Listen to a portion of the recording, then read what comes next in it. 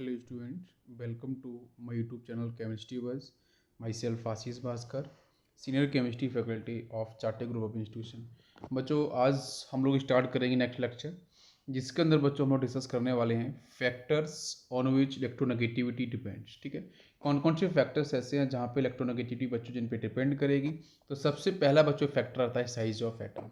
Size के बारे में बच्चों मैं बात करूँ तो यहाँ पे अपन बच्चों एटॉमिक साइज़ के बारे में बात करने वाले हैं। ठीक है, एटॉमिक साइज, और यहाँ पे बच्चों हम लोग रेडियस भी इसको बोल सकते हैं, राइट, एटॉमिक रेडियस। ओके, तो इसके रिस्पेक्ट में किस तरीके से इलेक्ट्रोनेगेटिविटी बच्चों चेंज होती है। जैसे बच्चों मान के चलो बेटा मैंने लिया है आपका फर्स्ट एग्जांपल यहाँ पे और ये सेकंड एग्जांपल, डिफरेंट मैंने एटम्स लिए हैं साइज के अकॉर्डिंग। तो बच्चों आप देख सकते हो कि सेकंड आपका जो एटम है कहीं ना कहीं इसका जो साइज़ है वो जो फर्स्ट एटम से क्या है आपको बिगर साइज दिख रहा है।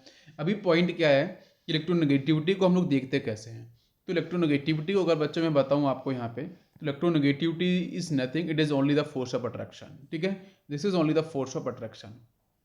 तो इलेक्ट्रोनेगेटिविटी का बेसिक कॉज क्या है, ये डेवलप क्यों हो रही है, इसको समझना जरूरी है ना। तो बच्चों देखो यहाँ पे इसका बेसिक मीन क्या है, फोर्स ऑफ अट्रैक्शन।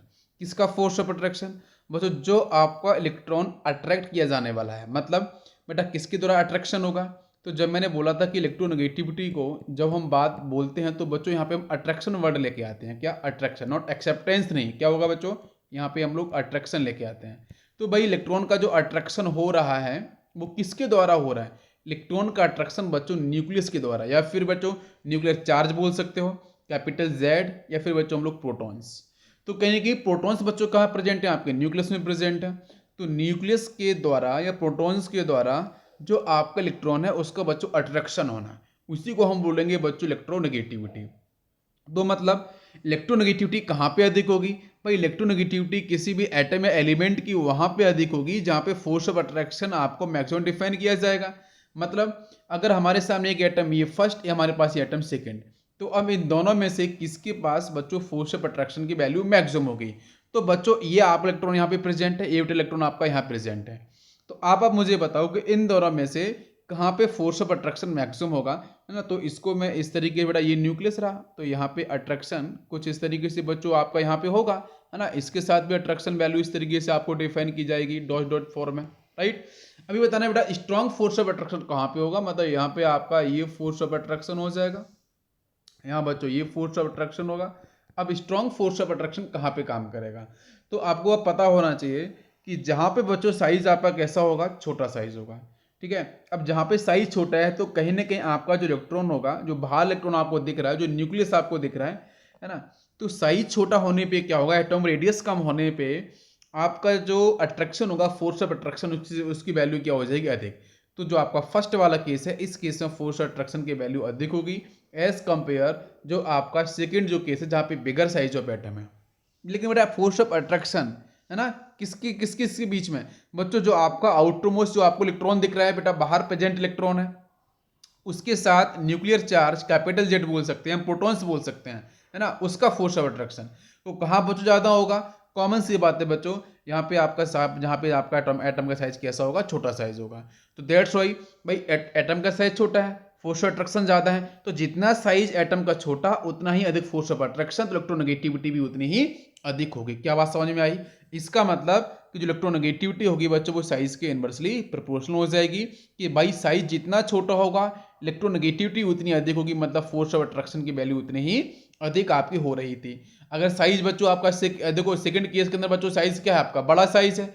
अगर आपका साइज बड़ा हो जाएगा, बिगर साइज होगा, इलेक्ट्रोनेगेटिविटी की वैल्यू कम हो रही है। क्यों कम हो रही है, क्योंकि कहीं ना कहीं न्यूक्लियस के बीच में, प्रोटॉन्स के बीच में, न्यूक्लियर चार्ज इलेक्ट्रॉन के बीच में कहीं ना कहीं फोर्स ऑफ अट्रैक्शन की वैल्यू भी डिक्रीज हो रही थी। तो this is basic concept for the size of atom. तो साइज ऑफ एटम के बेस पे किस तरीके से आपका यहाँ पे जो इलेक्ट्रोनेगेटिविटी है वो वैल्यू आपकी डिपेंड करिए। अब चलते हैं बच्चों हम लोग नेक्स्ट पॉइंट पे। तो नेक्स्ट पॉइंट पे चलते हैं। तो नेक्स्ट पॉइंट आपका जो सेकंड फैक्टर आएगा, this is the nuclear charge. तो second factor is nuclear charge. तो न्यूक्लियर चार्ज के बारे में जब हम बात करते हैं तो बच्चों दिमाग में आपको आना चाहिए प्रोटॉन्स, क्योंकि भाई न्यूक्लियर चार्ज का बेसिकली मीन क्या है भाई, न्यूक्लियर के पास जो चार्ज है, मतलब प्रोटॉन्स को लेके हम लोग बात करते हैं। ठीक है, हम लोग यहाँ पे क्वांटम नहीं पढ़ रहे हैं, है ना, हम लोग बेटा क्लासिकल कॉन्सेप्ट पढ़ रहे हैं, तो इसलिए हम लोग यहाँ पे सिर्फ प्रोटॉन्स को लेके ही बात करेंगे, ठीक है, बाकी और सब पार्टिकल्स के बारे में नहीं इतना ध्यान देते हैं। तो भाई न्यूक्लियर चार्ज का मतलब बच्चों क्या, हम लोग प्रोटॉन्स बोल सकते हैं, और बच्चों इसको क्या बोल सकते हैं, कैपिटल जेड से भी हम रिप्रेजेंट कर देते हैं। तो ये सब की सब बातें आपकी एक जैसी हैं, पहला पॉइंट, ठीक है। अब यहाँ पे पॉइंट ये है कि मैं एटम को बनाता हूँ और एटम के बेस पे हम लोग बात करेंगे और देखेंगे यहाँ पे कि अगर आपका जो न्यूक्लियर चार्ज है वो कहाँ पे जाता है, कहाँ पे कम है। तो जैसे बच्चों मान के चलो यहाँ पे आपका एक जो न्यूक्लियस प्रेजेंट है वहाँ पे टोटल आपके 4 प्रोटॉन्स हैं, राइट, ओके। और एक बच्चों आप और यहाँ पे ले सकते हो एक एटम को, और मैं आप डिफाइन करूँ तो 1 2 3 4 5 6 एंड 7, यहाँ बच्चों आपके 7 प्रोटॉन्स हैं। अब ये बच्चों इलेक्ट्रॉन्स यहाँ पे प्रेजेंट है, इलेक्ट्रॉन्स आपका इसके लिए यहाँ प्रेजेंट है, ये आपका फर्स्ट केस है, ये आपका सेकंड केस है। तो प्रैक्टिकली हम लोग समझेंगे यहाँ पे।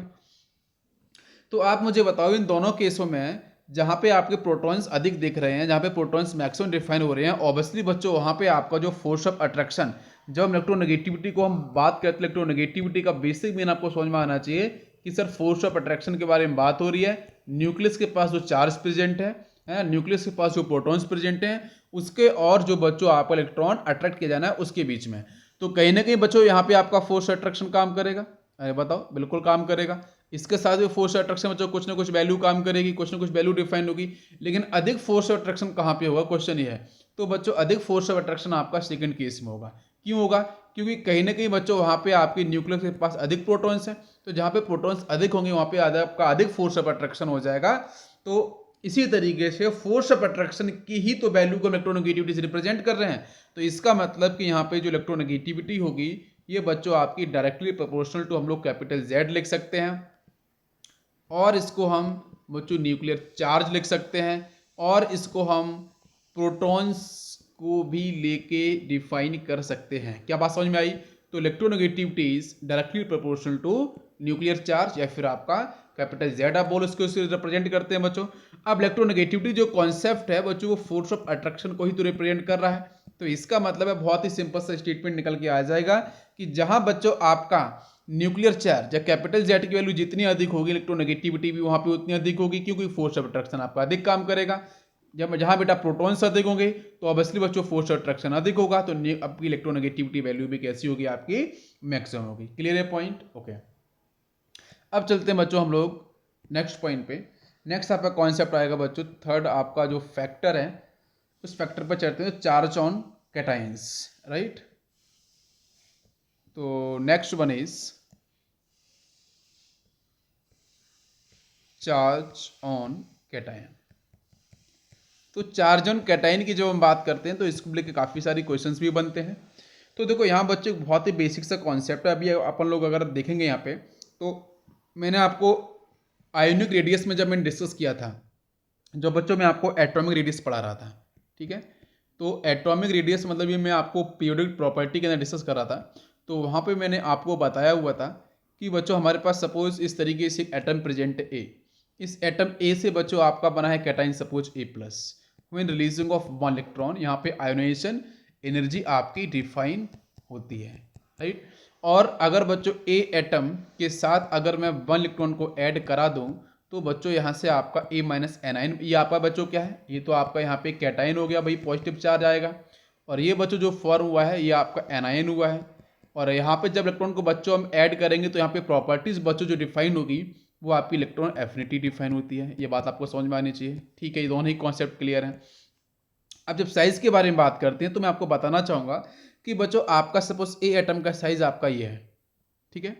जब बच्चे इलेक्ट्रॉन आपके यहाँ से बाहर निकल गया तो कहीं ना कहीं आपका जो साइज होगा, कैटाइन का जो साइज होगा, ए प्लस जब कैटाइन बना है तो कहीं ना कहीं कैटाइन का साइज बच्चों कैसा होता है, छोटा। आपको मैंने बताया था कि आपका जो साइज है, जो आउटर मोस्ट सेल बच्चों वो श्रिंक कर जाएगी, है ना। तो श्रिंक करने पे आपके कैटाइन का साइज हो जाएगा छोटा, क्योंकि न्यूक्लियर चार्ज की वैल्यू यहाँ पे बढ़ जाएगी।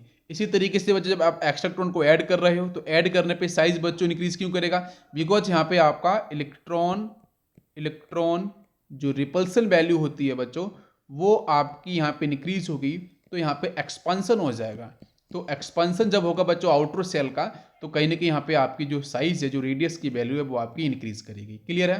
ओके। तो जब अगर मैं इसकी सीक्वेंस की बात करूँ तो आप बता सकते हो कि सर ए माइनस होगा एनाइन, इसका साइज सबसे बड़ा होगा, फिर आपका एटम आ जाएगा, और सबसे छोटा साइज बच्चों होगा आपके कैटाइन का। तो this is a basic sequence for the size.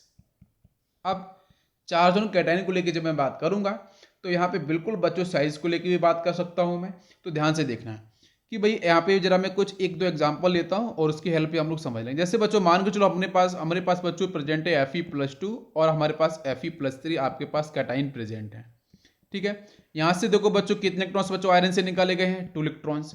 यहाँ से देखो बच्चों 3 इलेक्ट्रॉन्स निकाले गए हैं। तो जहाँ पे अधिक चार्ज दिख रहा है, जहाँ पे बेटा अधिक चार्ज कहाँ पे, यहाँ पे है। अगर बच्चों ऑक्सीडेशन नंबर की बात करोगे तो यहाँ पे ऑक्सीडेशन नंबर बच्चों अधिक आ रहा है। अब जहाँ पे ऑक्सीडेशन नंबर की वैल्यू अधिक है बच्चों, आपका यहाँ पे कैटाइन की जो चार्ज दिख रहा है, पॉजिटिव चार्ज अगर अधिक दिख रहा है, तो कहीं ना कहीं यहाँ पे न्यूक्लियस में जो प्रेजेंट है प्रोटॉन्स, न्यूक्लियर चार्ज अपन बोल सकते हैं, उसके बीच में। और जो अभी मैं सीधा इसको पॉइंट आपको छोड़ दो, मैं साइज को सीधा रिलेट कर देता हूं कि कहीं ना कहीं आपका जो न्यूक्लियर चार्ज जो आपको प्रेजेंट है, तो न्यूक्लियर चार्ज ज्यादा फोर्स ऑफ अट्रैक्शन को डिफाइन करेगा बच्चों जो भी प्रेजेंट आउटर सेल और इनर सेल के अंदर प्रेजेंस इलेक्ट्रॉन्स हैं। किसके अंदर बेटा अधिक होगा, बेटा Fe+3 के अंदर अधिक होगा। किससे अधिक होगा, Fe+2 से। क्यों, Fe+2 के अंदर से तो 2 ही इलेक्ट्रॉन निकले हैं ना, यहाँ पे 3 इलेक्ट्रॉन्स निकल गए हैं। तो ज्यादा आपका जो न्यूक्लियर चार्ज है बच्चों, वो जो प्रेजेंट है इनर सेल और आउटर सेल के अंदर इलेक्ट्रॉन्स, उनके साथ ज्यादा बच्चा फोर्स ऑफ अट्रैक्शन कहां पे होगा, तो Fe+3 में होगा ना। Fe+2 में कहीं ना कहीं बच्चों फोर्स ऑफ अट्रैक्शन की वैल्यू कैसी होगी आपकी, लेस होगी एज कंपेयर टू Fe+3। इसका मतलब सबसे छोटा साइज किसका होगा, तो साइज छोटा होगा आपके Fe+3 का। ये तो साइज के बारे में बात हो गई। ठीक है, ये तो पॉइंट आपको साइज को लेके हो गया। अभी साइज को लेकर अपन ने पहले पढ़ा था बेटा, ये अभी एक पॉइंट अब डिस्कस किया था मैंने साइज को लेके भी, जहां मैंने बताया था कि electronegativity is inversely proportional to size. तो आप वहां से सॉल्व कर सकते हो। अच्छा, लेकिन यहाँ तो मेरे को कैटाइन को लेके ही सॉल्व करना है, सीधा रिजल्टेंट मेरे को बताओ सर, है ना। हम एटॉमिक साइज के बेस पे सॉल्व कर सकते हैं, अच्छी बात है ना। वैसे भी आपको मैंने डिस्कस किया था कि इलेक्ट्रोनेगेटिविटी है वो इनवर्सली प्रोपोर्शनल टू साइज होती है, तो वैसे भी आपको पता चल गया होगा, कोई दिक्कत नहीं है भाई। साइज किसका छोटा है, साइज बेटा जिसका कम होगा इलेक्ट्रोनेगेटिविटी अधिक होगी। मतलब Fe+3 का साइज छोटा है तो Fe+3 की इलेक्ट्रोनेगेटिविटी अधिक हो जाएगी, बात खत्म हो गई है। बट यहाँ पे अगर मैं सीधा स्टेटमेंट बोलूँ, रिजल्टेंट बोलूँ आपका यहाँ पे, तो जिसके पास बेटा जितना अधिक पॉजिटिव चार्ज होगा, तो हम सीधा लिख सकते हैं कि electronegativity is directly proportional to, किससे होगा बेटा, positive charge on cation, positive charge on cation. क्या बात क्लियर है, पॉजिटिव चार्ज ऑन कैटायन। तो दिस इज फाइनल रिजल्ट। तो उसको आप लगाओगे बच्चों, तो यहाँ पे आपको देखो बहुत ही सिंपल सा आंसर मिल जाएगा कि भाई इसमें से आपका Fe+2 और +3 में से आपकी इलेक्ट्रोनेगेटिविटी किसकी अधिक होगी। तो आपका आंसर होगा कि सर Fe+3 की इलेक्ट्रोनेगेटिविटी अधिक होगी एज कंपेयर टू Fe+2। क्या बात क्लियर है, ओके। इसके बाद बच्चों को सर एक दो एग्जांपल्स लेते हैं और समझेंगे यहाँ पे कि जैसे बच्चों मान चलो मैंने आपको यहाँ पे दिया है Mn+2, मैंने दिया है बच्चों यहाँ पे Mn+6। तो बताओ इन दोनों में से, दोनों कैटाइन में से किसकी इलेक्ट्रोनेगेटिविटी वैल्यू आपकी मैक्सिमम होगी। तो बच्चों आपको पता है कि भाई जिसका साइज के लेके आप सॉल्व करो, चाहे सीधा बेटा आप यहाँ पे चार्ज को लेके सॉल्व कर लो। तो जिसके पास अधिक चार्ज है, जैसे मैंने बताया था कि इलेक्ट्रोनेगेटिविटी होगी वो बच्चों क्या रहेगी, directly proportional to positive charge on cation. क्या बात क्लियर है, ओके। तो यहाँ से इसको आप सॉल्व कर सकते हो, तो बच्चों आंसर हो जाएगा आपका ये। This is a basic sequence for the electronegativity जब बच्चों हम लोग चार्ज ऑन कैटायन की बात करेंगे। अब बेटा बात करेंगे चार्ज ऑन एनाइंस पे, तो ये भी देखो आसान है। तो अब नेक्स्ट पॉइंट आपका आएगा चार्ज ऑन एनायंस। यस, तो नेक्स्ट बच्चों हम लोग बात करने वाले हैं चार्ज ऑन एनायन। जो चार्ज ऑन एनायन के बारे में बात करेंगे तो इसको भी साइज से आप रिलेट कर लो और डायरेक्ट इसको भी सॉल्व कर सकते हो।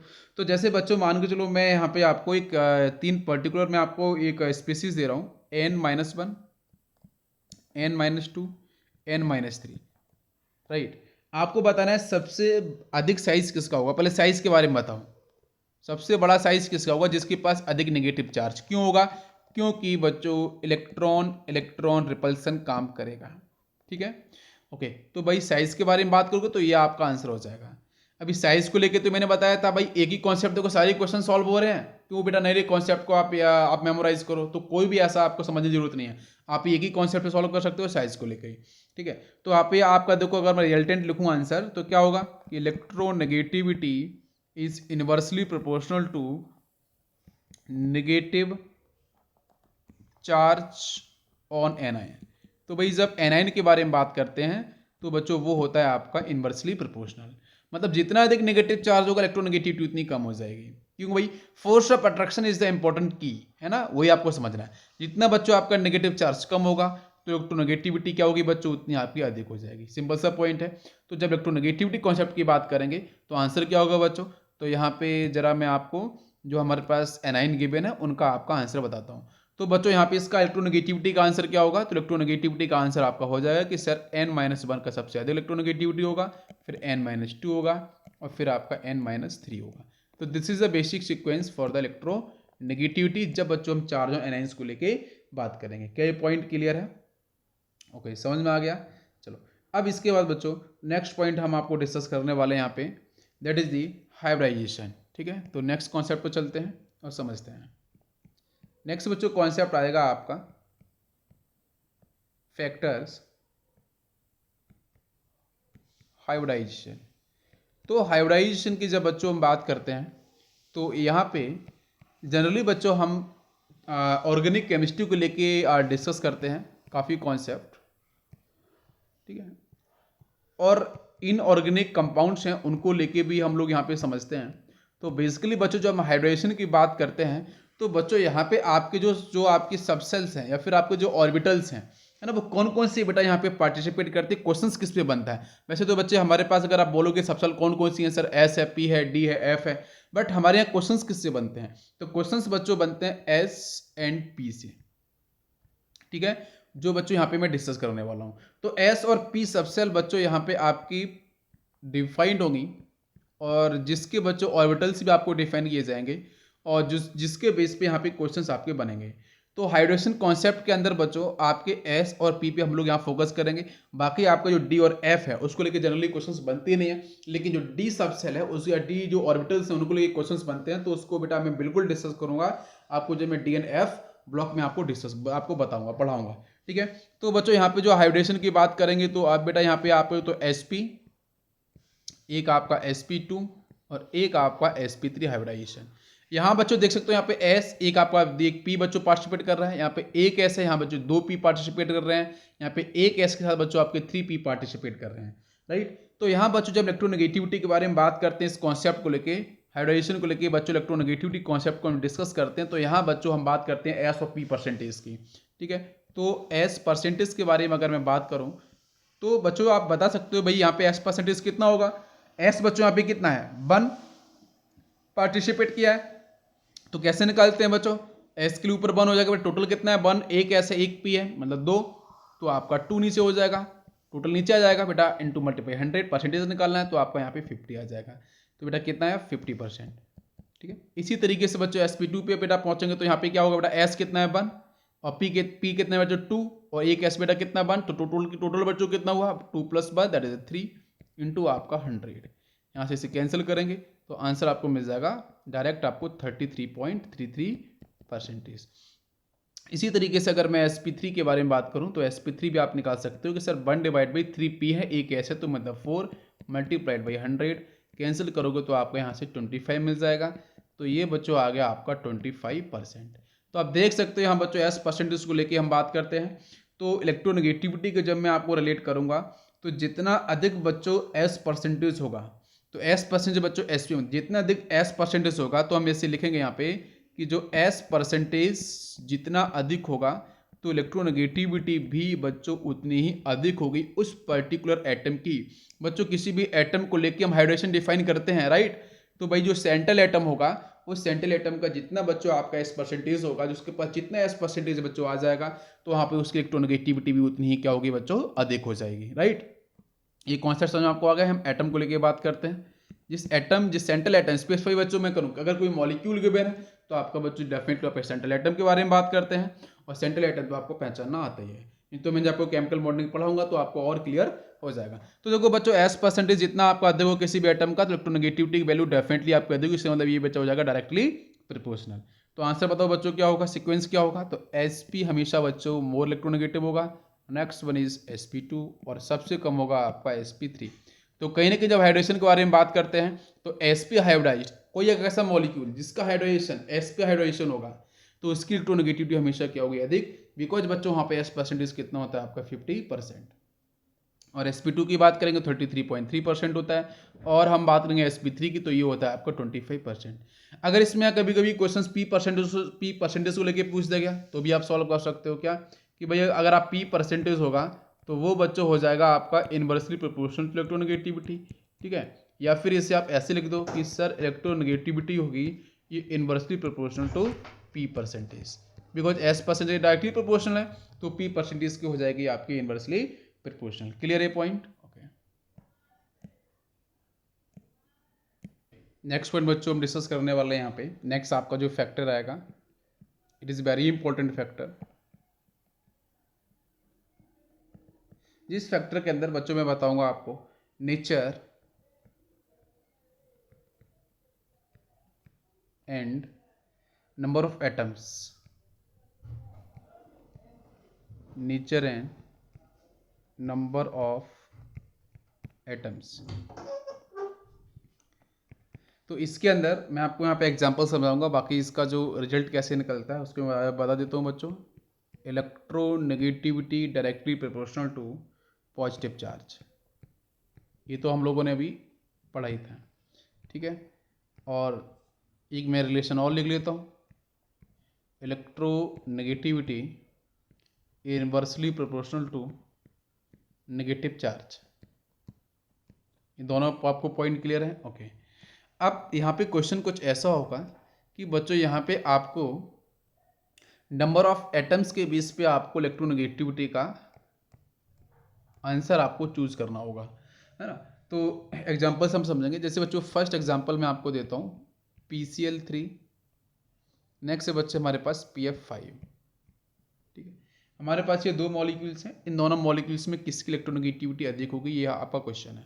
तो इलेक्ट्रोनेगेटिविटी किसकी अधिक होगी, तो बच्चों यहाँ पे अगर आपको क्वेश्चन ऐसा मिलता है तो कैसे सॉल्व करना है, देखो यहाँ पे अपन बेटा चार्ज पे फोकस करेंगे। भाई PCl5 जो PCl3 है, यहाँ पे बच्चों फॉस्फोरस पे कितना चार्ज है, चार्ज का मतलब बच्चों ऑक्सीडेशन नंबर, तो ऑक्सीडेशन नंबर तो निकालना आता है। तो बच्चों फॉस्फोरस के पास कितना हो जाएगा, यहाँ PCl3 की बात कर रहे हैं तो आपका +3 हो जाएगा, ठीक है। Cl का -1 होगा तो वैसे भी अगर आप निकाल सकते हो तो यहाँ पे क्या होगा x+3 इंटू -1 इक्वल टू 0, तो x इक्वल टू कितना हो जाएगा, इधर जाएगा तो +3 हो जाएगा। इसी तरीके से बच्चों PF5 की बात करेंगे तो यहाँ पे कितना बच्चों इसका ऑक्सीडेशन नंबर होगा, तो यहाँ पे आपका आंसर आ जाएगा सर +5 हो जाएगा। भाई फ्लोरीन का -1 होता है ऑलवेज, ये आपका +5। तो किसी बच्चों पॉजिटिव चार्ज अधिक है, भाई पॉजिटिव चार्ज जहाँ पे अधिक होगा वहाँ पे इलेक्ट्रोनेगेटिविटी वैल्यू भी अधिक होगी, बिकॉज फोर्स ऑफ अट्रैक्शन बच्चों ज़्यादा डिफाइंड होगा। इसका मतलब यहाँ पे आपका जो PF5 है इसकी इलेक्ट्रोनेगेटिविटी वैल्यू क्या हो जाएगी, अधिक। इसी तरीके से एक क्वेश्चन और करते हैं। नेक्स्ट क्वेश्चन है आपका यहाँ पे CH3Br फर्स्ट कंपाउंड, नेक्स्ट आपका कंपाउंड है CF3Cl, है ना। इस पर क्वेश्चन पूछा गया है। अब आपको बता रहे हैं कि यहाँ पे दोनों जो विभिन्न कंपाउंड है इसमें से किसकी इलेक्ट्रोनेगेटिविटी वैल्यू आपकी अधिक हो जाएगी, ठीक है। तो क्वेश्चन तो आसान है, तो ऐसे क्वेश्चन मिलता है तो करना क्या, आपको पॉजिटिव चार्ज पे फोकस करना है। तो भैया ऑक्सीडेशन नंबर फोकस करना है, बेटा कार्बन सेंट्रल एलिमेंट है तो यहाँ पे इसका ऑक्सीडेशन नंबर कितना हो निकालो, आसान है, निकालो जल्दी से कितना होगा। तो यहाँ पे बच्चों इसका जो ऑक्सीडेशन नंबर आएगा वो आ जाएगा आपका -2, है ना। आप निकाल के देख सकते हो, बहुत ही सिंपल है। अच्छा बेटा CF3Cl की बात करते हैं तो यहाँ पे ऑक्सीडेशन नंबर इसका कितना आ जाएगा बच्चों, यहाँ पे कार्बन का सेंट्रल एलिमेंट है तो ये आपका आ जाएगा +4। तो इसका मतलब बच्चों यहाँ पे अगर आप नेगेटिव चार्ज को लेके भी सॉल्व कर सकते हो, चाहे पॉजिटिव चार्ज को लेके सॉल्व करो, आंसर आपका बिल्कुल सेफ आएगा। तो भाई देखो पॉजिटिव चार्ज अधिक बच्चों कहाँ पे है, तो आपका CF3Cl पे दिख रहा है, तो डेफिनेटली आपका CF3Cl की जो इलेक्ट्रोनेगेटिविटी होगी वो आपकी अधिक हो जाएगी। ऐसा मत बोल देना कि यहाँ पे आपकी CF3Cl में 3 फ्लोरीन है, ज़्यादा इलेक्ट्रोनेगेटिव मोर इलेक्ट्रोनेगेटिव एटम आपके अटैच है, यहाँ क्लोरीन है, यहाँ पे हाइड्रोजन है, Br है, ऐसा आपका यहाँ पे कोई लॉजिक नहीं बनेगा। तो आप पॉजिटिव चार्ज का या फिर आप यहाँ पे बोल सकते हो ऑक्सीडेशन नंबर, ठीक है, उसको लेके आप यहाँ पे सॉल्व करो तो आपका जो क्वेश्चन होगा वो आपका सही जाएगा। एक क्वेश्चन और करते हैं यहाँ पे, नेक्स्ट क्वेश्चन पे चलते हैं। नेक्स्ट क्वेश्चन है आपका FeCl2 एंड FeCl3, इसमें से इलेक्ट्रोनेगेटिविटी किसकी अधिक होगी। तो यहाँ पे आप भी ऑक्सीडेशन नंबर निकालेंगे तो यहाँ पे बेटा कितना आएगा आपका +2 आ जाएगा ऑक्सीडेशन नंबर, और FeCl3 की बात करेंगे तो +3 आ जाएगा। तो डेफिनेटली आपका FeCl3 की इलेक्ट्रोनेगेटिविटी क्या होगी, आपकी FeCl2 से अधिक हो जाएगी, ठीक है। तो यहाँ पे आप पॉजिटिव चार्ज और नेगेटिव चार्ज को लेके भी आप सॉल्व कर सकते हो। और यहाँ पे एक कॉन्सेप्ट और मैं थोड़ा सा बताऊंगा आपको कि जब हम बात कर रहे बच्चों हाइड्रेशन को लेकर बात कर रहे थे, तो वहाँ पे आपका जो sp3 हाइड्रेशन था ना, इसकी बच्चों आपकी एक्सपेरिमेंटल वैल्यूज़ भी आती है इसकी इलेक्ट्रोनेगेटिविटी की। तो sp3 जो हाइड्रेशन होता है उसकी इलेक्ट्रोनेगेटिविटी वैल्यू होती है 2.48। और अगर मैं sp2 की बात करूँ तो sp2 की वैल्यू होती है 2.75। और sp हाइड्रेशन की अगर मैं बात करूँ तो इसकी वैल्यू होती है वो आपकी 3.15 समथिंग आपकी जाती है, ठीक है।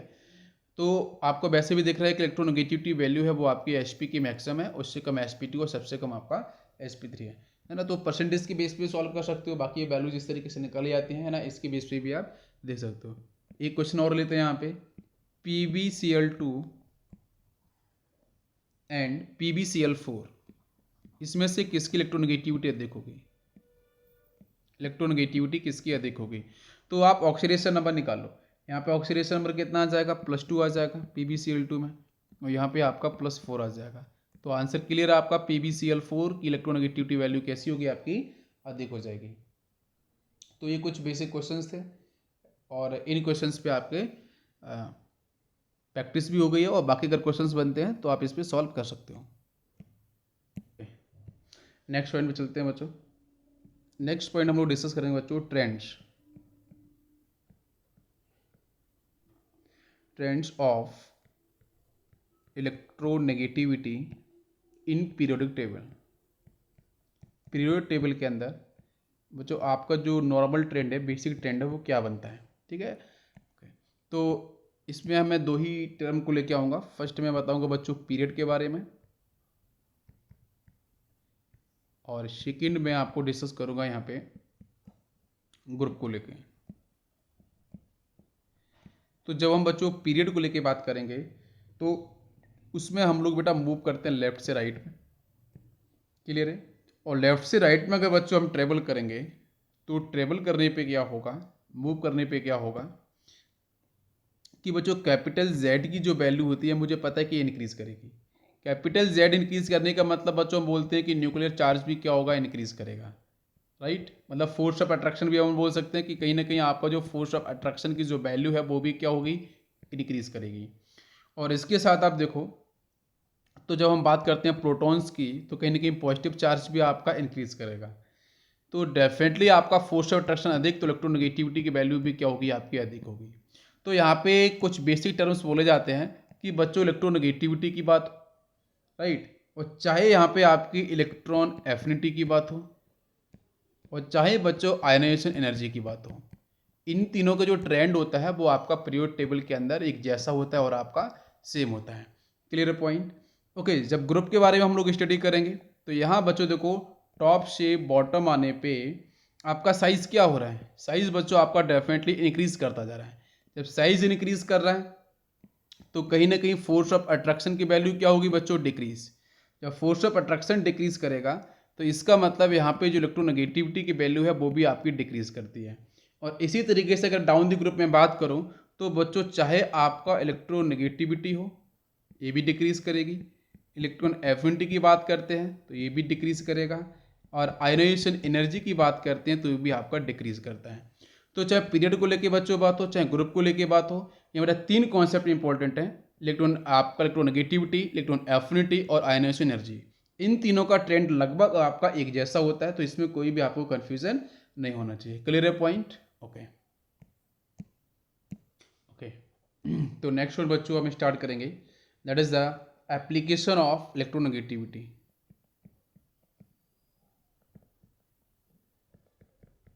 Application of electronegativity. तो इलेक्ट्रोनेगेटिविटी के बच्चों एप्लीकेशंस कौन कौन से हैं ना, वो समझना जरूरी है। तो बेटा फर्स्ट आपका जो एप्लीकेशन आएगा दैट इज द नोमेनक्लेचर।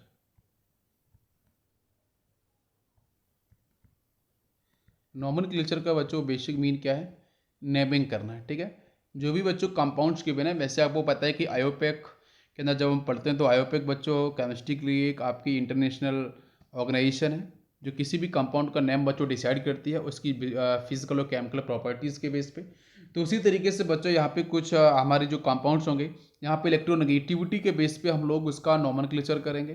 ठीक है, तो वो आपका क्या होगा, तो मैं एग्जांपल के बेस पे समझूंगा। तो बच्चों यहाँ पे जो आपका नॉमेनक्लेचर है, फिर आपका जो नेमिंग होने वाला है जो भी कंपाउंड्स का, है ना, तो उसमें स्पेसिफिकेशन बच्चों आपको मैं कर देता हूँ बाइनरी कंपाउंड्स। ठीक है, तो बाइनरी कंपाउंड्स के अंदर आपका इलेक्ट्रोनेगेटिविटी का कॉन्सेप्ट कैसे एप्लीकेबल होगा नेमिंग के लिए। तो जहाँ बच्चों एग्जांपल्स में पहले लूँ बेटा HCl। ठीक है, सेकेंड आपको अगर मैं बताऊँ मॉलिक्यूल्स, तो नेक्स्ट वन इज सपोज कुछ भी ले सकते हो आप, PCl3 मैंने ले लिया सपोज। ठीक है, तो अगर इनकी कंपाउंड्स की नेमिंग कैसी होती है, तो इसके लिए मैं यहाँ पे एक कॉन्सेप्ट ले देता हूँ इलेक्ट्रोनेगेटिविटी को लेके, कि इलेक्ट्रोनेगेटिविटी बच्चों जिस एलिमेंट की बाइनरी कंपाउंड्स के अंदर मोर होगी, मतलब मैक्सिमम होगी, है ना, तो उसके लिए बच्चों हम क्या करेंगे, यहाँ पे सफिक्स के अंदर IDE, है ना, सफिक्स का मतलब लास्ट में, ठीक है, सफिक्स मतलब लास्ट। ठीक है, तो सफिक्स के अंदर बच्चों हम लोग क्या करेंगे, आपके वर्ड रूट के साथ हम लोग यहाँ पे ID यूज कर देंगे। जैसे जरूर नेमिंग कर लेते हैं, जैसे वो जो फर्स्ट कंपाउंड है आपके सामने, ये आपको दे रखा है बच्चों HCl। तो दोनों में अगर इलेक्ट्रोनेगेटिविटी की बात करो, मैंने आपको पहले डिस्कस कर चुके हैं बच्चों इलेक्ट्रोनेगेटिविटी अपन कैसे आता है, कि मेरा हाइड्रोजन है तो मैंने बताया HP, हिंदुस्तान पेट्रोलियम लाइक। ठीक है, तो बच्चों आप देख सकते हो यहाँ पे जितना बच्चों फॉस्फोरस से कितना था 2.1 था, तो हाइड्रोजन का भी कितना होगा 2.1 होगा। एंड फॉर द क्लोरीन, ये बड़ा आपका फ्लोरीन का 4 था, नीचे आए तो देख कम हुआ था, मतलब आपका 3 हुआ था। तो दोनों में से किसका देखे, तो आप बोलोगे सर क्लोरीन इलेक्ट्रोनेगेटिविटी अधिक है। तो जिसकी इलेक्ट्रोनेगेटिविटी अधिक होगी, मोर होगी बेटा, वहाँ पे आपको लास्ट में ID वर्ड यूज कर देना है। तो व्हाट इज द नेम, तो इसके लिए बच्चों जो HCl है इसका नाम क्या बनेगा बच्चों, हाइड्रोजन। तो आपका फर्स्ट में आ जाएगा। और नेक्स्ट बच्चों क्या होगा आपका, क्लो के साथ राइड, RIDE, ID सिंपल, तो बेटा क्या बनेगा हाइड्रोजन क्लोराइड। इसी तरीके से PCl3 पे आते हैं जरा, है ना, तो PCl3 की अगर मैं बात करूं तो यहाँ पे क्या इसका नाम बनेगा, तो देखो बच्चों पहले इलेक्ट्रोनेगेटिविटी चेक कर लो बेटा, phosphorus just like hydrogen 2.1, and for the chlorine that is the 3, तो क्लोरीन की मैक्सिमम दिख रही है, तो इसका नाम क्या होगा बच्चों, फॉस्फोरस। तो सबसे पहले आपका यहाँ पे आ जाएगा फॉस्फोरस, राइट। और बेटा क्लोरीन है तो इसके लिए बेटा क्या आएगा, क्लोराइड, बट 3 यहाँ पे क्लोरीन है तो क्या होगा, try chloride, phosphorus try chloride. Clear है, फॉस्फोरस ट्राई क्लोराइड। ऐसे कुछ और भी एग्जांपल्स हैं, है ना, तो वो भी यहाँ पे हम ले लेते हैं एग्जांपल्स बच्चों। और थोड़ा सा करेंगे तो अगर मैं इंटर हेलोजन कंपाउंड्स के बारे में बात करूँ तो बच्चों हमारे पास सपोज IBr, है ना। नेक्स्ट अगर बच्चों में बात करूँ तो आपका ब्रोमीन के साथ लिखा है मैंने सपोज Cl, है ना। अब देखो नेमिंग कर रहे हैं, तो अब इसमें कंफ्यूजन तो है कि आप इसको आइडो ब्रोमाइड बोलोगे या फिर ब्रोमो आयोडाइड बोलोगे, क्या बोलोगे, तो इलेक्ट्रोनेगेटिविटी पे फोकस करना है सिर्फ। तो अब इलेक्ट्रोनेगेटिविटी की बात करें तो बेटा आयोडीन कितना होता है, तो ये होता है 2.5। ठीक है, और ब्रोमीन की बात करते हैं तो कितना होता है इसका 2.8 होता है। ठीक है, आपको मैंने ये सब डिस्कस ऑलरेडी कर चुका हूँ पाउलिंग स्केल के अंदर। नेक्स्ट देखो बच्चों यहाँ पे आपका ब्रोमीन, अब आते हैं क्लोरीन पे, तो क्लोरीन कितना होगा, क्लोरीन का आपका होता है 3.5। क्लोरीन का जनरली हम 3.53 भी यूज करते हैं इसमें, है ना, तो आप यहाँ पे 3 लोगे तो बेटर रहेगा, यस 3। और ब्रोमीन की बात करते हैं तो ब्रोमीन आपका रहता है 2.8। अब देखो तो भाई यहाँ पे आपके ब्रोमीन की इलेक्ट्रोनेगेटिविटी अधिक है आयोडीन से, तो यहाँ देखो बच्चों आप क्लोरीन की इलेक्ट्रोनेगेटिविटी वैल्यू अधिक है ब्रोमीन से, तो नाम तो आपको समझ में आ ही रहा होगा कि जिसकी इलेक्ट्रोनेगेटिव अधिक है उसके लिए आप ID वर्ड उसके सफिक्स में यूज कर दो। तो फिर यहाँ पे बच्चों इसका नाम क्या हो जाएगा, फर्स्ट का नाम क्या होगा, फर्स्ट का नाम हो जाएगा आपका आइडो, और यहाँ आपका आ जाएगा ब्रोमाइड, लास्ट में आ जाएगा ID, हो गया नाम इसका। ब्रोमो आयोडाइड नहीं, आइडो ब्रोमाइड हो जाएगा। नेक्स्ट देखो यहाँ पे इसका नाम क्या होगा, तो इसके नाम की अगर बारे में बात करूँ तो बेटा यहाँ आपका ब्रोमीन आ रहा है तो मतलब आपका यहाँ पहले ब्रोमो हो जाएगा, ब्रोमो, और लास्ट में क्या हो जाएगा क्लोराइड, तो ब्रोमो क्लोराइड इसका आपका नेम हो जाएगा। ठीक है, तो ईजी है। तो इस तरीके से आपके बहुत सारे कंपाउंड्स हैं जहाँ पे इस तरीके से आप नेमिंग कर सकते हो। तो फर्स्ट एप्लीकेशन क्लियर है आपका नॉमेनक्लेचर। ओके, अब चलते हैं बच्चों सेकेंड एप्लीकेशन पे। नेक्स्ट एप्लीकेशन, यहाँ बच्चों हम बात करेंगे percentage of ionic character, percentage of ionic character in covalent bond. ठीक है, कोवैलेंट बॉन्ड के अंदर आपका परसेंटेज ऑफ आयोनिक करेक्टर कितना होगा उस पर हम बात करेंगे। वैसे भी पता है कि कोई भी कंपाउंड आपका 100% आयोनिक नहीं होता है, और कोई भी कंपाउंड 100% आपका कोवैलेंट नहीं होता है। तो अब कोवैलेंट बॉन्ड की बात कर रहे हैं तो कोवैलेंट कंपाउंड है, कोवैलेंट बॉन्ड के अंदर बच्चों कितना आयोनिक परसेंटेज है उसकी हम बात करेंगे। तो आयोनिक करेक्टर की जब हम बात करते हैं तो यहाँ पे हम इलेक्ट्रोनेगेटिविटी की हेल्प लेंगे और उसके बेस पे हम लोग क्वेश्चंस को तो कैसे सॉल्व करते हैं। तो यहाँ बच्चों बेसिक फॉर्मूला होता है हेनरी एंड स्मिथ फार्मूला। तो according to Henry and Smith, यहाँ पे मैं उस फॉर्मूले की जरूर बात करूँगा। तो पहले मैं कुछ आपको एक बेसिक एग्जाम्पल दे रहा हूँ। जैसे बच्चों हमारे पास प्रेजेंट है HCl first molecule. Second molecule अगर मैं बताऊँ तो बच्चों यहाँ पे प्रेजेंट है आपका NaCl, राइट। तो जब HCl की बात करेंगे तो बच्चों आपका कहीं ना कहीं आप देखो क्लोरीन की जो इलेक्ट्रोनेगेटिविटी वैल्यू है वो आपकी हाइड्रोजन कंपेयर में कैसी है, अधिक है। तो कहीं ना कहीं इलेक्ट्रॉन डेंसिटी होगी बच्चों किधर मूव करेगी, टुवर्ड्स क्लोरीन मूव करेगी। क्यों? क्योंकि भाई क्लोरीन के पास बच्चों क्या है, ज़्यादा फोर्स ऑफ अट्रैक्शन है। भाई ज़्यादा प्रोटॉन्स है, 17 प्रोटॉन्स हैं। भाई क्लोरीन के पास कितने हैं आपके 17 protons, and for the hydrogen only 1 proton. तो कहीं ना कहीं बेटा क्लोरीन के पास ज़्यादा फोर्स ऑफ अट्रैक्शन होगा। तो इसका मतलब कि जो क्लोरीन होगा उसके 17 प्रोटॉन्स हाइड्रोजन के सिंगल इलेक्ट्रॉन्स को विड्रॉ कर लेंगे। तो इलेक्ट्रॉन जो डेंसिटी होगी वो आपको मूव करती हुई दिखेगी टुवर्ड्स बच्चों क्लोरीन। ठीक है, ये बात आपको समझ आई। तो यहाँ पे कहीं ना कहीं आपका जो क्लोरीन है उसके पास बच्चों 7 बैलेंस इलेक्ट्रॉन्स रहते हैं, और हाइड्रोजन की बात करोगे तो आपका 1 बैलेंस इलेक्ट्रॉन्स है। तो बच्चों हाइड्रोजन जब वो आपका डोपलेट पूरा करेगा तो इलेक्ट्रॉन्स को बेटा होल्ड करेगा, डोपलेट पूरा करेगा, स्टेबिलिटी गेन करेगा, और जो क्लोरीन है वो आपका 7 से 8 होना चाहेगा। तो कहीं ना कहीं यहाँ पे आपका क्या होगा, जब भी आपका बॉन्ड बनेगा, जो डैश लाइन की बात करते हैं, डैश लाइन क्या एक्चुअली वो इलेक्ट्रॉन डेंसिटी है। तो इलेक्ट्रॉन डेंसिटी की अगर मैं सिंपल से बात करूँ कि यहाँ पे आपका जो स्टेबिलिटी को पाने के लिए यहाँ पे क्लोरीन क्या करेगा, इलेक्ट्रॉन को बेटा विड्रॉ करेगा। विड्रॉ तो नहीं करेगा, हम बोल सकते हैं शेयर करेगा। और कौन बेटा शेयर करेगा, हाइड्रोजन शेयर करेगा किसके साथ बच्चों, क्लोरीन के साथ। और क्लोरीन अपने 1 इलेक्ट्रॉन को शेयर करेगा बेटा किसके साथ, आपके हाइड्रोजन की तरह। तो यहाँ पे आपका बच्चों जो बॉन्ड बनेगा वो क्या बनेगा, वो आपका कोवैलेंट बॉन्ड हो। कौन सा होगा, कोवैलेंट। कोवैलेंट बॉन्ड आपका यहाँ पे बन जाएगा, और यहाँ पे आपका बेटा शेयरिंग ऑफ इलेक्ट्रॉन्स आपकी प्रॉपर दिख रही है। अब पॉइंट तो ये कि भाई किस जो कोवैलेंट बॉन्ड तो बन गया है, लेकिन हमें तो बेटा ये दिखता है ना कि भाई ये हाइड्रोजन है, ये क्लोरीन है, क्लोरीन के पास डेल्टा माइनस चार्ज है, यहाँ पे डेल्टा प्लस चार्ज है। कहीं ना कहीं पार्शियल चार्ज आने का मतलब क्या है, इलेक्ट्रॉन डेंसिटी कहीं ना कहीं बच्चों मूव कर रही है टुवर्ड्स क्लोरीन। ये बात क्लियर है। तो यहाँ पे आप देख सकते हो कि कोवैलेंट बॉन्ड है, लेकिन बच्चों यहाँ पे आपके चार्ज भी आ रहा है, मतलब पोलरिटी भी आ रही है ना। अब कोवैलेंट मॉलिक्यूल्स पे पोलरिटी आ रही है तो कहीं ना कहीं इसके पास बच्चों कुछ पोलर नेचर है। जब इसके पास कुछ पोलर नेचर है तो इसका मतलब है कि बच्चों यहाँ पे हम कोवैलेंट कंपाउंड के अंदर आयोनिक करेक्टर या आयोनिक परसेंटेज को हम कैलकुलेट करेंगे। ये पॉइंट है। इसी बच्चों NaCl की बात करते हैं। तो NaCl तो बच्चों पहले से पता है कि भाई यहाँ पे आपका कोई ऐसे डाउट है ही नहीं है, ये तो आपका प्रॉपर आयोनिक कंपाउंड है। ठीक है, आयोनिक कंपाउंड है। तो इसको लेके इतना डाउट नहीं बनेगा, लेकिन जहाँ पे शेयरिंग होगी और आपका पोलरिटी भी आएगी तो वहाँ पे क्वेश्चंस आपके बन सकते हैं। तो वहाँ पे परसेंटेज हम कैसे निकालते हैं, तो इसके लिए आपका एक बेसिक सा फार्मूला है, हेनरी एंड स्मिथ फार्मूला। तो वो जो फार्मूला है बच्चों वो क्या बोलता है मैं आपको यहाँ पे बताऊँगा।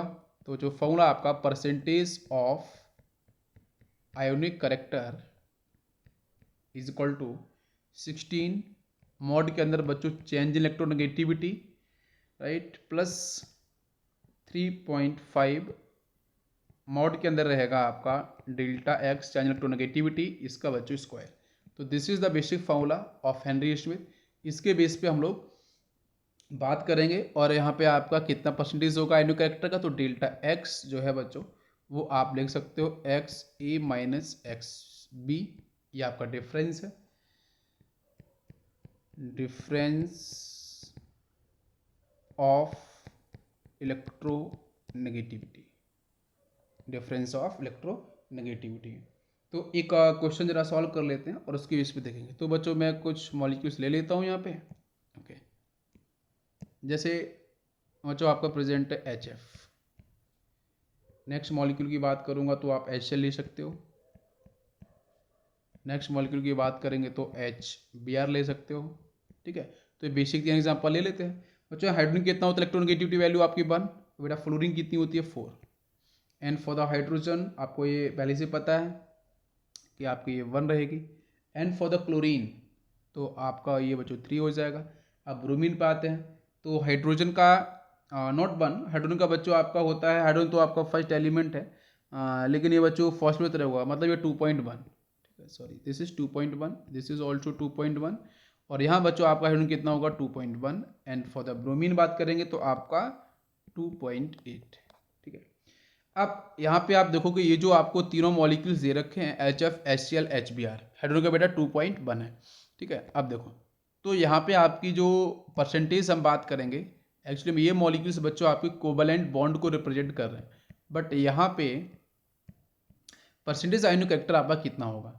तो सपोज मैं एक कोई सा एग्जांपल ले लेते हैं और उसको लेके हम लोग सॉल्व करेंगे। ठीक है, तो इसमें से बेटर एग्जांपल आपका, ठीक है, हम लोग यहाँ पे कौन सा एग्जांपल ले लेते हैं। ओके चलो HF ले लेते हैं ना, HF को लेके सॉल्व करते हैं, कोई सा भी ले लो आप। ठीक है, HF को लेके सॉल्व कर लेते हैं, कितना इसमें परसेंट आयनिक कैरेक्टर होगा। तो जरा मैं बात करूँ तो यहाँ पे कितना होगा आपका, फॉर्मूला क्या होगा 16 मॉड में आते हैं। तो डेल्टा एक्स यहाँ पे कितना होगा, फ्लोरीन का 4, तो आप यहाँ पे लिख सकते हो 4.0 और यहाँ पे 2.1 माइनस कर दो इसे, तो यहाँ से आपको मिलेगा 9, यहाँ से मिलेगा 3 में से बन जाएगा तो आपका 1.9। ठीक है, ये डेल्टा एक्स की वैल्यू हो गई है, तो मॉड के अंदर 1.9 आपका आ जाएगा, प्लस यहाँ से आपका 3.5 आ जाएगा, मॉड के अंदर 1.9 इसका होल स्क्वायर आ जाएगा, और इसको हम सॉल्व करते हैं तो ये वैल्यू आपकी निकल के आती है 43%। तो ये जो 43% है ये बता रहा है कि percentage ionic character in HF बच्चों कितना होता है, 43% होता है। बाकी बेटा 100 में से माइनस करोगे तो वो आपको मिल जाएगा कोवैलेंट करेक्टर। तो 43% आपको देखा बच्चों HF के अंदर। इसी तरीके से आप HCl का निकाल सकते हो, HBr और HI और डिफरेंट मॉलिक्यूल्स का भी फाइंड आउट कर सकते हो परसेंटेज आयोनिक करेक्टर। क्लियर है? ओके, तो ये आपका एक सेकेंड एप्लीकेशन है। अब चलते हैं बच्चों हम लोग नेक्स्ट, आपका एप्लीकेशन होगा एप्लीकेशन नंबर 3, ये होगा बच्चों आपका बॉन्ड स्ट्रेंथ। बॉन्ड स्ट्रेंथ,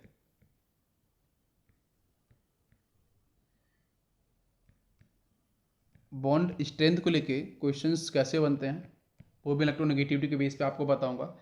तो बच्चों बॉन्ड स्ट्रेंथ एक्चुअली में जो रिलेट करती है वो इलेक्ट्रोनेगेटिविटी से कैसे करती है। तो मैं लिखूंगा यहाँ पे bond strength is directly proportional to electronegativity difference. Electronegativity difference के बच्चों डायरेक्टली प्रोपोर्शनल आपका होता है बॉन्ड स्ट्रेंथ। मतलब जितना बेटा आपका डिफरेंस आएगा इलेक्ट्रोनेगेटिविटी का 2 एटम्स को लेके, उतने ही बच्चों वहाँ पे आपका जो बॉन्ड बनेगा उसकी स्ट्रेंथ मतलब उतनी ही आपकी ज़्यादा होगी। ठीक है, मतलब स्ट्रॉन्ग बॉन्ड होगा, आप ऐसे बोलो। तो जरा इसका एग्जांपल ले लेते हैं, एक सिंपल सा यहीं पे। तो जैसे बच्चों यहाँ पे दे रखा है अपन ने HF लिया है, HCl लिया हुआ है एंड HBr लिया है मैंने, और लास्ट वन इज HI। आप यहाँ पे देखो कि HF के अंदर जो आपका चेंज है ना इलेक्ट्रोनेगेटिविटी का, जो हम चेंज की बात करते हैं, हाइड्रोजन कितना होता है 2.1 and for the fluorine is 4, hydrogen is 2.1 and chlorine का आपका 3, hydrogen is 2.1 and for the bromine is 2.8 and for the hydrogen is 2.1 and iodine का आपका होता है 2.5। जरा इसमें डिफरेंस की बात करेंगे तो यहाँ पे डिफरेंस कितना आ जाएगा, ये तो अभी निकला था 1.9 और यहाँ HCl में देखेंगे 2.1 है, यहाँ पे 3.0 होगा। 3.0 में से अगर 2.1 माइनस करेंगे तो 0.9 मिलेगा। इसी तरीके से यहाँ पे अगर मैं माइनस करूँगा तो आपको मिल जाएगा 0.7 और यहाँ पे आप देखोगे तो मिलेगा 0.4। तो डिफरेंस कहाँ पे अधिक आपको दिख रहा है, actually this is the value of delta x, electron difference है। तो कहाँ पे डिफरेंस आपको अधिक दिख रहा है, तो डिफरेंस बच्चों आपके यहाँ पे देखो इस तरीके ये पैटर्न आपका फॉलो होगा। तो यहाँ पे अगर मैं बॉन्ड स्ट्रेंथ के बारे में बात करूँ तो बेटा स्ट्रॉन्ग बॉन्ड स्ट्रेंथ किसका होगा, तो HF का सबसे स्ट्रॉन्ग होगा, फिर HCl आएगा, फिर आपका HBr आएगा। तो दिस इज द बेसिक, और इसी के बेस पे बच्चों बॉन्ड स्ट्रेंथ के बेस पे हम लोग एसिडिक स्ट्रेंथ को भी रिप्रेजेंट करते हैं। कि मतलब आप एसिडिक स्ट्रेंथ के बारे में बात करोगे कि बच्चा आपका स्ट्रॉन्ग एसिड कौन सा होगा और वीक एसिड कौन सा होगा, मतलब आसानी से H+ कौन देगा, जो आसानी से ईजिली, ठीक है, जो ईजिली आपका H+ आयन देगा है ना, वो बच्चों आपका कैसा होगा, स्ट्रॉन्ग एसिड होगा। तो बेटा आसानी से H+ आयन कौन देगा भाई, जहाँ पे आपका बॉन्ड आसानी से ब्रेक कर जाएगा। बॉन्ड से बेटा आसानी से कहाँ ब्रेक करेगा, जहाँ पे बॉन्ड स्ट्रेंथ की वैल्यू काफ़ी कम होगी। तो काफ़ी कम बेटा कैसे निकालते हैं, जहाँ पे डिफरेंस आपका काफ़ी कम होना चाहिए इलेक्ट्रोनेगेटिविटी का। तो डिफरेंस सबसे कम कहाँ है बच्चों, HI के अंदर। इसका मतलब आप अगर आप एसिड का सीक्वेंस लिखोगे, एसिडिक स्ट्रेंथ का सीक्वेंस लिखोगे, तो बच्चों आपका जो HI है वो अच्छा खासा एसिड रहता है, फिर आपका HBr आएगा ना, फिर आपका HCl आएगा और फिर आपका HF आएगा। HF के अंदर बच्चों आपको मिलता है इंटर मॉलिकुलर हाइड्रोजन बॉन्डिंग मिलती है, जिसकी वजह से आपका HF मॉलिक्यूल में से जो आपका हाइड्रोजन है वो आसानी से आपका रिमूव नहीं हो पाता है इवन एट हाई टेम्परेचर।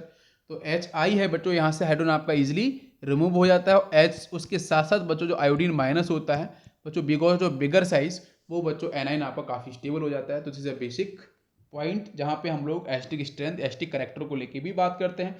तो एस्टिक करेक्टर का सीक्वेंस क्या बनेगा, तो एस्टिक करेक्टर का सीक्वेंस आपका बन जाएगा डेफिनेटली HI मैक्सिमम होगा, फिर आपका आ जाएगा HBr, फिर उससे कम HCl और सबसे कम आपका HF हो जाएगा। क्लियर ये पॉइंट? ओके। अब इसके बाद चलते हैं बच्चों नेक्स्ट एप्लीकेशन पे। तो नेक्स्ट जो एप्लीकेशन आएगा आपका metallic and non metallic character. Metallic and non metallic character. तो metallic and non metallic character को हम इलेक्ट्रोनेगेटिविटी के बेस पे कैसे देखते हैं, कैसे अंडरस्टैंड करेंगे, तो देखते हैं बच्चों यहाँ पे। तो मैं एक रिलेशन यहाँ पे लिखूंगा, सिंपल सा रिलेशन बच्चों को ऐसा है कि इलेक्ट्रोनेगेटिविटी, वैसे हम लोग इतना पढ़ लिया तो समझ में आना चाहिए कि इलेक्ट्रोनेगेटिविटी वैल्यू बच्चों जहाँ पे आपकी हाई होगी, ठीक है, इसका मतलब कि वो जो एलिमेंट होगा वो कहीं ना कहीं बच्चों नॉन मेटलिक करेक्टर को या प्रॉपर्टीज को मैक्सिमम होल्ड करेगा। बिल्कुल सही है। अब इलेक्ट्रोनेगेटिविटी के बारे में अगर मैं बच्चों बताऊं तो यहाँ पे आपका बेसिक पॉइंट क्या होता है, इलेक्ट्रॉन का अट्रैक्शन। इलेक्ट्रॉन का अट्रैक्शन भाई जहाँ पे ज़्यादा होगा, या फोर्स ऑफ अट्रैक्शन की बात कर लो, जहाँ पे ज़्यादा आपका डिफाइन होगा, ठीक है। इसके साथ अगर मैं बोलूँ कि इलेक्ट्रोनेगेटिविटी वैल्यू अगर आपकी लेस है या फिर आपकी लो है, इसका मतलब कि बच्चों हाँ प्रोटॉन्स कम है उस एलिमेंट के साथ, न्यूक्लियर चार्ज कम है, तो जो इलेक्ट्रॉन का अट्रैक्शन होगा वो भी कैसा होगा, लेस होगा। ये बात क्लियर है। और उसके साथ बच्चों वो जो आपका एलिमेंट होगा वो कौन सी प्रॉपर्टी डिफाइन करेगा, मेटलिक प्रॉपर्टी। मेटलिक प्रॉपर्टी को डिफाइन करेगा, मैक्सिमम डिफाइन करेगा। इसका मतलब इलेक्ट्रोनेगेटिविटी वैल्यू जहाँ पे हाई होगी वहाँ पे बच्चों वो नॉन मेटलिक प्रॉपर्टी को डिफाइन करेगा, और जहाँ पे इलेक्ट्रोनेगेटिविटी वैल्यू काफ़ी कम होगी वो आपके मेटलिक प्रॉपर्टी को डिफाइन करता है। ये पॉइंट क्लियर है। तो ये भी एप्लीकेशन है, इजी सा है। ओके। इसके बाद अब बच्चों हम लोग डिस्कस करेंगे यहाँ पे एसिड एंड बेस की कुछ बेसिक प्रॉपर्टी को। ओके। तो नेक्स्ट बच्चों पॉइंट आपका यहाँ पे डिस्कस करूँगा एप्लीकेशन के अंदर, नेचर ऑफ ऑक्साइड्स। तो नेचर ऑफ ऑक्साइड्स की जब हम बात करते हैं तो यहाँ पे हम ज़्यादा फोकस करते हैं कि जो भी हमारे ऑक्साइड्स जनरली जहाँ से क्वेश्चंस बनते हैं, है ना, उसके बेस पे आपका कौन सा एसिडिक होगा, कौन सा बेसिक होगा, है ना, और कौन सा आपका एम्फोटेरिक होगा। तो इसमें in a period as electronegativity of central atom increases, so acidic strength also increases. यहाँ बच्चों मैंने क्या लिया है, बच्चों मैंने एक पीरियड लिया है, sodium, magnesium, aluminium, silicon, phosphorus, sulphur, ठीक है, और आपका यहाँ पे क्लोरीन। तो यहाँ देखो बच्चों जो Na2 है वो बच्चों आपका मोस्ट बेसिक होगा और लीस्ट एसिडिक होगा। MgO के बारे में बात करेंगे तो आपका ये बेसिक होगा। Al2O3 के बारे में बात करते हैं तो बच्चों आपका एम्फोटेरिक होता है, एल्यूमिनियम है। और बच्चों जो हम सिलिकॉन के बारे में पहुँचते हैं, है ना, तो SiO3 के बारे में जब पहुँचते हैं तो ये आपका कंपाउंड बच्चों वीक एसिड कैटेगरी में आता है। P4O10 पे जाते हैं तो बच्चों ये आपका एटलीस्ट थोड़ा सा बच्चों स्ट्रॉन्ग एसिड कैटेगरी में आता है, स्ट्रॉन्ग एसिड कैटेगरी में आता है, हम इसको मॉडरेट भी बोल सकते हैं। और जो आपका SO3 है, SO3 बच्चों आपका स्ट्रॉन्ग एसिड बच्चों इसका हाइड्रोलिसिस कराते हैं तो यहाँ से बनता है H2SO4 बनता है, ये आपका स्ट्रॉन्ग एसिड होगा। और Cl2O7 बचाएंगे तो बच्चों यहाँ से इसका हाइड्रोलिसिस कराते हैं तो यहाँ से मिलता है HClO4 मिलता है, ठीक है। ओके। तो इसका मतलब बच्चों HClO4 इज स्ट्रॉन्ग एसिड। क्यों बच्चों, क्योंकि जब यहाँ से H+ बाहर जाता है बच्चों तो आपको जो मिलता है एनाइन ClO4 माइनस आयन, बच्चों यहाँ पे रेजोनेटिंग स्ट्रक्चर्स काफ़ी मैक्सिमम बनते हैं। तो मैक्सिमम रेजोनेंस होने की वजह से बच्चों इसका एनाइन काफ़ी स्टेबल है HClO4 का। तो HClO4 होता है बच्चों आपका स्ट्रॉन्ग एसिड, मतलब most acidic but least basic, है ना। तो SO3 हो गया, P4O10 आपके एसिडिक होंगे, SO3 is maximum acidic, then आपका P4O10 हो जाएगा, राइट। Al2O3 आपका होता है एम्फोटेरिक ऑक्साइड्स। क्लियर है पॉइंट? ओके। जहाँ पे आप यहाँ पे बेसिक आप इसके एग्जांपल्स पे आप देख सकते हो यहाँ पे कि बच्चों Cl2O7 क्यों ये स्ट्रॉन्ग एसिड होता है, क्योंकि जब बेटा इसका हाइड्रोलिसिस होता है तो यहाँ मिलता है आपको HClO4 मिलता है, ये आपका एसिडिक सॉल्ट है। ये कैसे मिलता है बच्चों, आप देखो बच्चों यहाँ पे 2 हाइड्रोजन तो आपको मिलेगा H2Cl2O8 मिलेगा, ठीक है। और वैसे भी अगर आप देखोगे तो बच्चों यहाँ पे जो क्लोरीन है ना, उस क्लोरीन का ऑक्सीडेशन नंबर कितना आता है वो आप निकाल के देखो जरा। तो बच्चों यहाँ पे कितना आ जाएगा, वो आपका 2 × X + 14 इज इक्वल टू 0, तो x इज इक्वल टू +7 आ जाएगा। भाई क्लोरीन का बच्चों मैक्सिमम क्या होता है ऑक्सीडेशन नंबर, +7 ही होता है ग्रुप नंबर। मिनिमम कितना होता है आपका, -1 होता है ग्रुप नंबर -8। तो मिनिमम आपका जो ऑक्सीडेशन नंबर है क्लोरीन का वो तो आपका -1 होता है। भाई अगर -1 और +7 के अगर बीच में किसी भी एलिमेंट का ऑक्सीडेशन में बेटा क्लोरीन का आ रहा है किसी भी कंपाउंड के अंदर, तो भाई वहाँ पे होता है आपका डिसप्रपोर्शनेशन रिएक्शन होगा, मतलब आपको मिलेंगे दो प्रोडक्ट। और अगर बच्चों आपका मैक्सिमम यहाँ पे आ ही रहा है Cl2O7 मतलब आपका स्ट्रॉन्ग एसिड है, मोस्ट एसिडिक बच्चों ऑक्साइड है। अगर इसका हाइड्रोलिसिस होगा तो इससे बनने वाला जो एसिड होगा बच्चों उसका एनाइन मोर स्टेबल होगा, तो आसानी से बच्चों जो आपका रिएक्शन होगा वो H+ बच्चों फॉरवर्ड डायरेक्शन मूव करेगा, H+ का प्रोडक्शन काफी ज्यादा होगा। स्टेबल बच्चों क्यों होगा, बिकॉज आप देख सकते हो बच्चों यहाँ पे आपको मिलते हैं 4 रेजोनेटिंग स्ट्रक्चर, और वो भी कैसे, वो मिलते हैं बच्चों इक्विवेलेंट रेजोनेटिंग स्ट्रक्चर जिनकी स्टेबिलिटी काफी ज्यादा होती है। तो this is the basic point जिसकी वजह से इसकी स्टेबिलिटी कैसी होगी बच्चों, काफी मैक्सिमम होगी। SO3 की बात कर लो बच्चों, SO3 का हाइड्रोलिसिस होगा तो बच्चों क्या मिलेगा, H2SO4 मिलेगा। तो बेटा फर्स्ट स्टेप में आपको एक H+ बाहर चला जाएगा, क्या मिलेगा, HSO4 -1 मिलेगा। फिर से बच्चों का H+ यहाँ से बच्चों बाहर चला जाएगा तो बच्चों मिलेगा SO4 -2, और SO4 -2 की बेटा स्टेबिलिटी बिकॉज ऑफ रेजोनेंस यहाँ पे काफ़ी ज़्यादा होती है, तो ये भी बच्चों आपके स्ट्रॉन्ग एसिड कैटेगरी में आता है।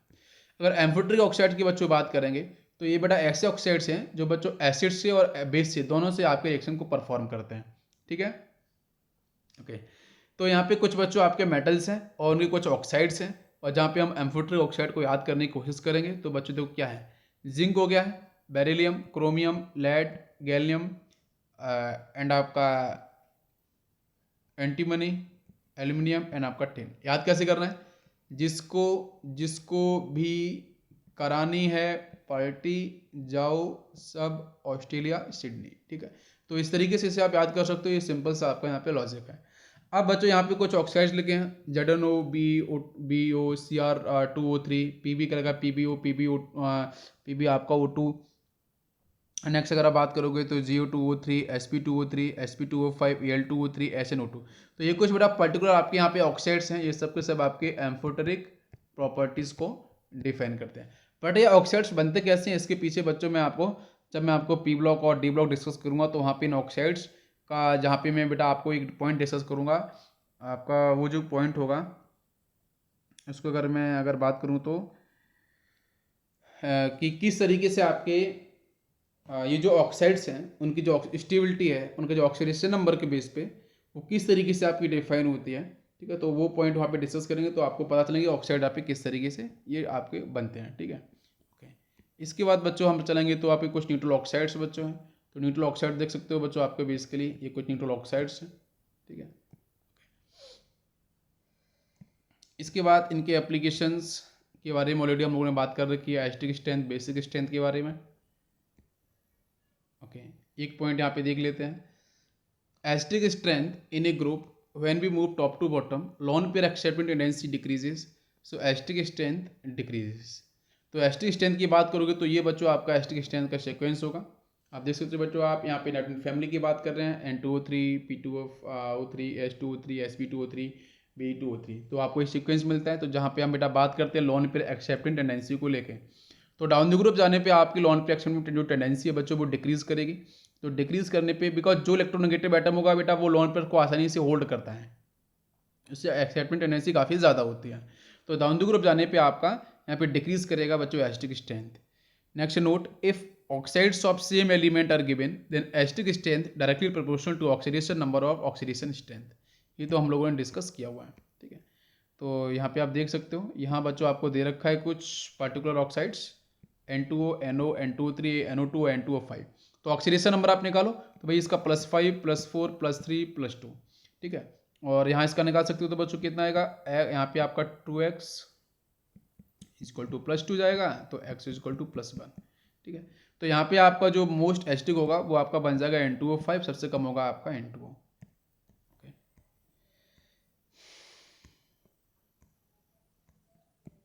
ठीक है। इसके बाद बच्चों नेक्स्ट हम बात करेंगे यहाँ पे नेचर ऑफ हाइड्रोक्साइड्स को लेके। तो नेचर ऑफ हाइड्रोक्साइड की जब हम स्टडी करते हैं, बात करते हैं, तो हाँ बच्चों आप देखो कि हमारे पास बच्चों कुछ इस तरीके से आपको एलिमेंट मैंने दिया बच्चों MOH बोल्डिंग करके। यहाँ बच्चों M कोई आपके पास एलिमेंट है, ठीक है, ये M कोई आपके पास बच्चों यहाँ पे एलिमेंट है। अगर ये एलिमेंट बच्चों आपका मेटल है, तो डेफिनेटली बच्चों आपका जो MOH होगा वो बच्चों बेसिक प्रॉपर्टी को होल्ड करेगा। अगर M बच्चों यहाँ पे अगर आपका नॉन मेटल होता है तो इसका मतलब वो बच्चों आपकी एसिडिक प्रॉपर्टी को होल्ड करेगा, मतलब H+ वहाँ से आपका रिलीज होगा। ठीक है, पहला तो आपका लॉजिक ये हुआ। इसके बाद देखो, अगर एसिड होगा तो बच्चों H+ रिलीज करेगा, बेस होगा तो H- रिलीज करेगा, है ना। अब इसमें हम जब बात करते हैं कि H+ कब रिलीज होगा और OH- कब रिलीज होगा, तो यहाँ बच्चों हम बात कर लेते हैं कि आपका जो MOH बॉन्ड है, तो इसमें बच्चों आपकी H इलेक्ट्रोनेगेटिविटी कुछ होगी, ऑक्सीजन की बेटा इलेक्ट्रोनेगेटिविटी होगी कुछ, बेटा आपका जो M प्रेजेंट एलिमेंट उसकी इलेक्ट्रोनेगेटिविटी होगी। तो यहाँ बच्चों हम करते हैं XO - XM मॉड के साथ, या XO - XH। तो XO - XH की बच्चों देखो XO - XH, इसके डिफरेंस की अगर इलेक्ट्रोनेगेटिविटी मॉड के साथ अगर बच्चों ज़्यादा हो जाती है तो वहाँ पे आपका H+ रिलीज होगा। अगर आपका XO - XM की वैल्यू अधिक हो जाती है बेटा as compare to XO - XH, XO क्या है बेटा electronegativity of oxygen, electronegativity of hydrogen XH है। तो अगर बच्चों यहाँ पे XO - XM की वैल्यू अधिक हो जाती है तो यहाँ पे आपका बेटा OH- रिलीज होगा, तो फिर इसको बच्चों हम लोग यहाँ पे बोलेंगे बेस। तो बेसिकली क्या है, यही आपका इलेक्ट्रोनेगेटिविटी कॉन्सेप्ट है जिसके बेस पे हम एसिड और बेस को हम रिकॉग्नाइज करते हैं। ठीक है, ओके। नेक्स्ट बच्चों एक हम यहाँ पे देखेंगे point, in a group when we move top to bottom bond strength increases MOH, ये बॉन्ड आपकी इंक्रीज होगी बिकॉज बेटा आपके जो एलिमेंट है उसका साइज बच्चों इंक्रीज करता है, बिकॉज सेल्स इंक्रीज करती हैं। सो bond strength decreases, so rate of removal of OH- increases, so basic strength also increases. तो डाउन द ग्रुप आने पर बेटा बेसिक स्ट्रेंथ क्या होती है आपकी, इंक्रीज करती है। क्लियर है, ओके। इसका बच्चों हम बात करेंगे नेचर ऑफ हाइड्राइड्स पे। तो नेचर ऑफ हाइड्राइड्स की बच्चों जब बात करते हैं तो in a period when we move left to right electronegativity increases, so acidic strength also increases. ठीक है, तो बेटा यहाँ पे देखो आप sodium, magnesium, aluminium, silicon, phosphorus, आपका सल्फर और आपका क्लोरीन, तो यहाँ पे बेटा हम लेफ्ट टू राइट जाएंगे तो यहाँ पे इलेक्ट्रोनेगेटिविटी वैल्यू इंक्रीज करती है, तो एसिडिक स्ट्रेंथ भी हाइड्राइड से क्या होगी आपकी इंक्रीज करेगी। लेकिन जब बेटा ग्रुप के बारे में बात करते हैं तो in group top to bottom bond length आपकी इंक्रीज करेगी, so bond strength decreases, so H+ easily remove हो जाएगा, तो एसिडिक स्ट्रेंथ बच्चों क्या होगी आपके डाउन द ग्रुप जाने पे इंक्रीज होगी, सो HI की एसिडिक हमेशा क्या होती है, मैक्सिमम होती है एज कंपेयर टू HF की सबसे कम होती है। ठीक है, ठीक है, तो यहाँ पे आपका नेमिंग ऑफ कंपाउंड्स की बात करते हैं, मैं ऑलरेडी आपको कर चुका हूँ मैं। ठीक है, फिर फिक्स लेस इलेक्ट्रोनेगेटिव एटम के लिए सफिक्स की बात करते हैं तो आपका मोर इलेक्ट्रोनेगेटिव आपका एलिमेंट होगा, और जो आपका सफिक्स होगा बच्चों वहाँ पे हम ID वर्ड यूज कर देते हैं। ठीक है, तो यहाँ पे आपका ये आपका जो इलेक्ट्रोनेगेटिविटी कॉन्सेप्ट है वो आपका फिनिश होता है, पीरियड टेबल यहाँ पे आपकी फिनिश हो चुकी है। नेक्स्ट बच्चों हम लोग बात करेंगे, आपका जब लेक्चर आएगा नेक्स्ट बेटा लेक्चर, तो इनऑर्गेनिक मैकेनिज्म बच्चों वहाँ पे मैं स्टार्ट करूँगा, जहाँ पे आपका पूरा S ब्लॉक, पूरा P block, D and F block और अदर केमिकल रिएक्शंस जो बच्चों आपके JEE मेंस, एडवांस और आपके नीट के अंदर डिस्कस की जाती हैं, वो सब के सब आपको देखने को मिलेंगे। तो ठीक है, thank you, thanks for watching.